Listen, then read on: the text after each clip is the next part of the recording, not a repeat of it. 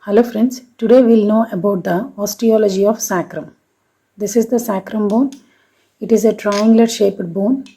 It is located at the posterior-superior part of the bony pelvis. And this sacrum bone, it articulates on either side with the hip bone to form sacroiliac joint. And at the same time, this sacrum will articulate with the coccyx at its apex to form sacrococcygeal joint. This is the triangular bone. It is having a base, apex, ventral concave anterior surface, dorsal convex irregular surface, and two lateral surfaces, this one and this one.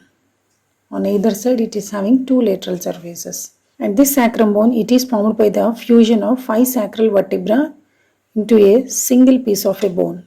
Now first we will discuss about the base of the sacrum. This is the base of the sacrum, and in the middle it is the body of the sacrum which coincides with the shape of the L5 vertebra. If you see the anterior margin of the S1 vertebra, this is the S1 vertebra which is more prominent, that is known as the sacral promontory. And this anterior margin and posterior margin of the sacral vertebra, it gives an attachment to the lower margins of anterior and posterior longitudinal ligaments. This body articulates with the L5 vertebra to form lumbosacral joint.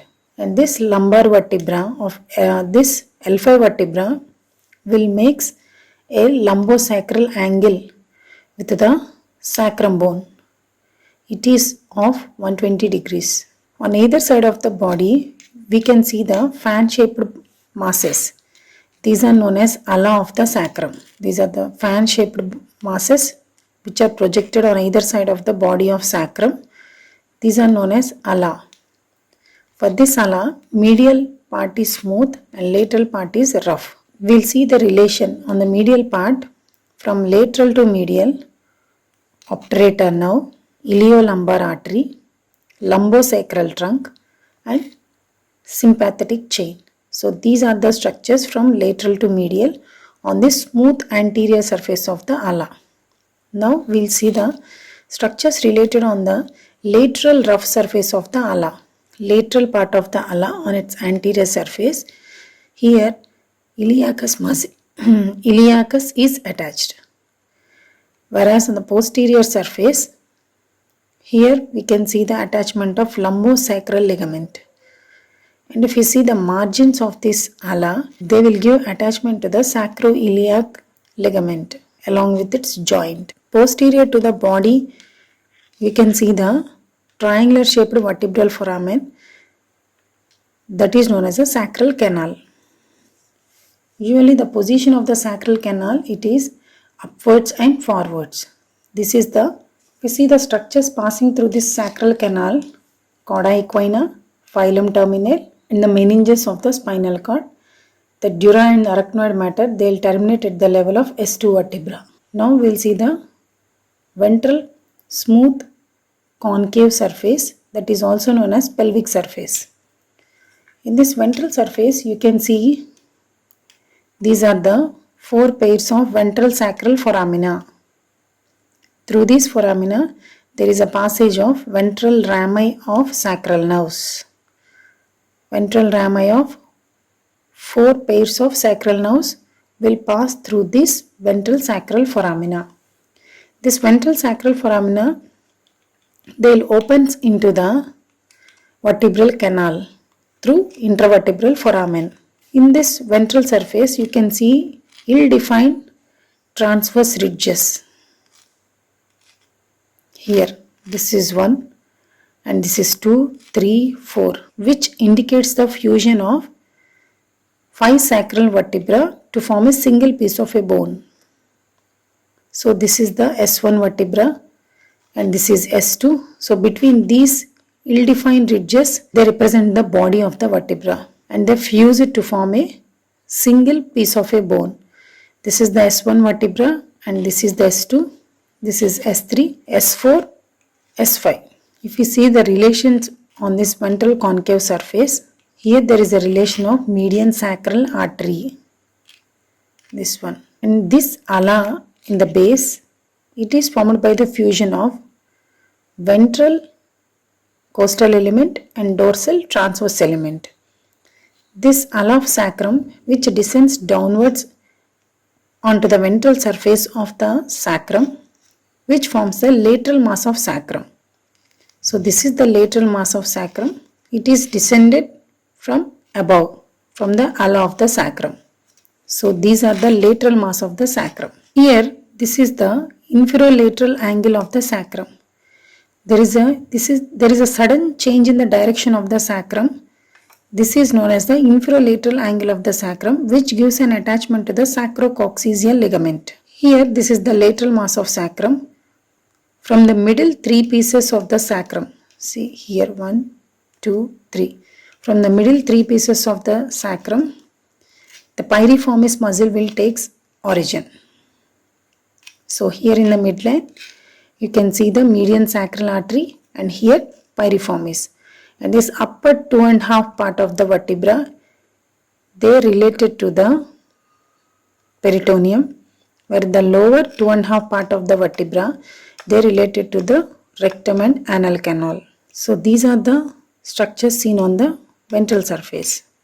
And this is the apex, which is the oval articular facet, and this articulates with the coccyx, triangular piece of bone, that is coccyx, to form sacrococcygeal joint. Now we'll see about the dorsal surface, which is convex and irregular.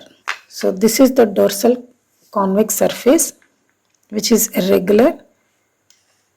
In the dorsal convex surface, so these are the lamina first. So these are the pedicles, which are short, broad, and they directed backwards from the body. And these are the superior articular facets. They directed backwards, and these are concave facets. And this is the lamina, which are short, broad plates, which are directed posteriorly and medially, and they unite in the midline to form a sacral spinal tubercles. Sacrospinous tubercles in the midline we call as median sacral crest, which is formed by the all sacral spinous tubercles. Except at the fifth sacrum vertebra, there is a non-fusion of this lamina. By that, here you can see the shape, which is an inverted U shape. This is known as sacral hiatus. This one, this inverted U shape, this is known as sacral hiatus. So this is the median sacral crest. Now we'll see the intermediate sacral crest. Here you can see the intermediate sacral crest. This is the median sacral crest. This intermediate sacral crest, how it is formed means, it is formed by the fusion of superior and the inferior articular facets of all vertebra. So this is the intermediate sacral crest. When it coming lower part, it is faded out. This is the intermediate sacral crest, which is seen on the most medial margins of the dorsal sacral foramina. All these are the dorsal sacral foramina. So on its medial margins of the dorsal sacral foramina, you can see the intermediate sacral crest. Now we can see about the lateral sacral crest. These are located just lateral to the dorsal sacral foramina, this crest. This is formed by the fusion of all transverse process of S1 to S4 vertebra, except for the fifth sacral vertebra, which is non-fused, and it forms the sacral cornua. This is the sacral cornua, which is located at the lower end of the sacral hiatus. This is the sacral cornua. So this is the lateral sacral crest, this is the intermediate sacral crest, and this is the median sacral crest. And you can see these four pairs of dorsal sacral foramina are there. They communicates with the sacral canal through the intervertebral foramina. Okay. So Through this foramina, there is a passage of dorsal rami of 4 pairs of sacral nerves. Now we'll see about the lateral surface of sacrum. So this is the lateral surface of the sacrum. In its lateral surface, you can see the inverted L-shaped auricular surface. Inverted L-shaped auricular surface which articulates with the auricular surface of the hip bone to form sacroiliac joint. Next, posterior to this auricular surface, on its lateral surface, you can see epiphyseal zone. This will give attachment to the dorsal sacro-interosseous ligament. Dorsal sacral interosseous ligament. And below this again you can see a small depression. Here it gives an attachment from backwards to forwards. First one is the gluteus maximus, and here it gives an attachment to sacrotuberous ligament, sacrospinous ligament, and in front there is attachment of coccygeus muscle. So these are the attachments you can see in this depression. Through this sacral hiatus there is the passage of 5th pair of sacral nerves and coccygeal nerves, and this lamina will give an attachment to the ligamentum flava. Lamina of these all vertebra, they will give an attachment to the ligamentum flava. And here this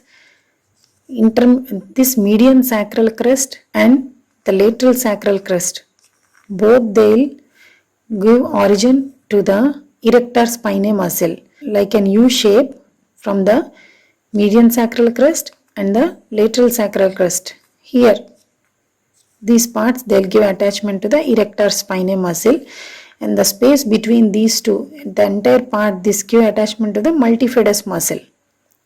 This multifidus muscle, they will overlaps this dorsal sacral foramina. You see the base of the sacrum, it is a shorter, broader and narrower.